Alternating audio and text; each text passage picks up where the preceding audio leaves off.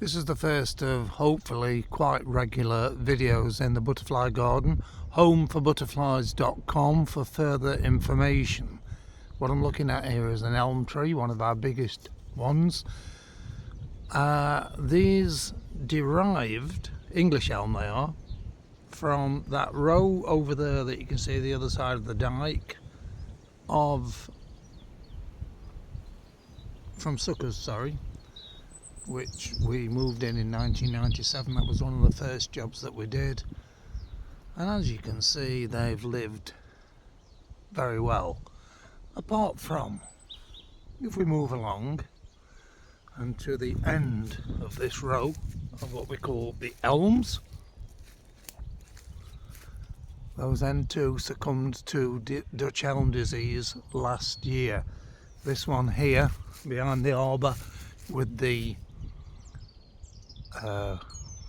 nest up at the top seems okay, but it is now mid-March and they're only just flowering. They normally flower early April. It's a very late season.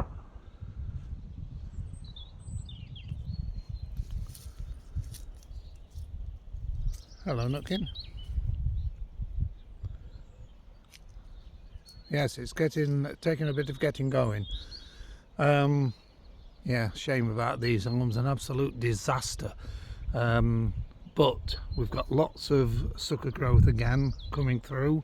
We're planting a few different varieties, like the one right in front of me, in fact, in this pot, which is, I forget its Latin name, but it's as near as damn it elm resistant. The disease is transferred by the roots, so we've got to keep this well away from the others.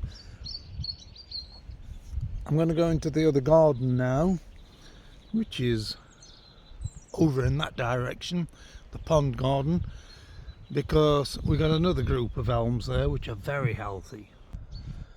Right, so this is the pond garden. You can see what remains of the pond. That's another story. I'll be coming back to that in a later video. We are trying to restore it. It's been absolutely overrun with bog bean.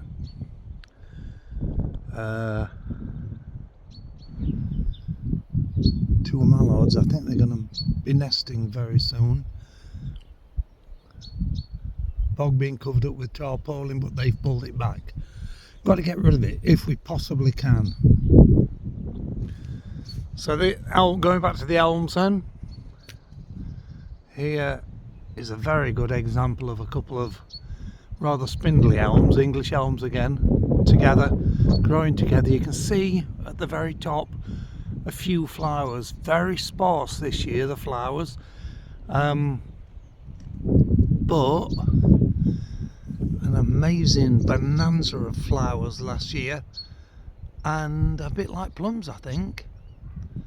You get good years and followed by a bad year.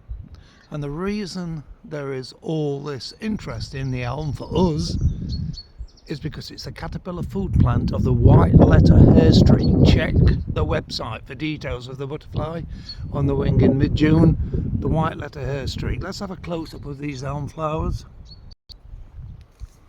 On this low branch you can see the flowers. I hope you can. Anyway, I'm going to zoom in even further in a minute.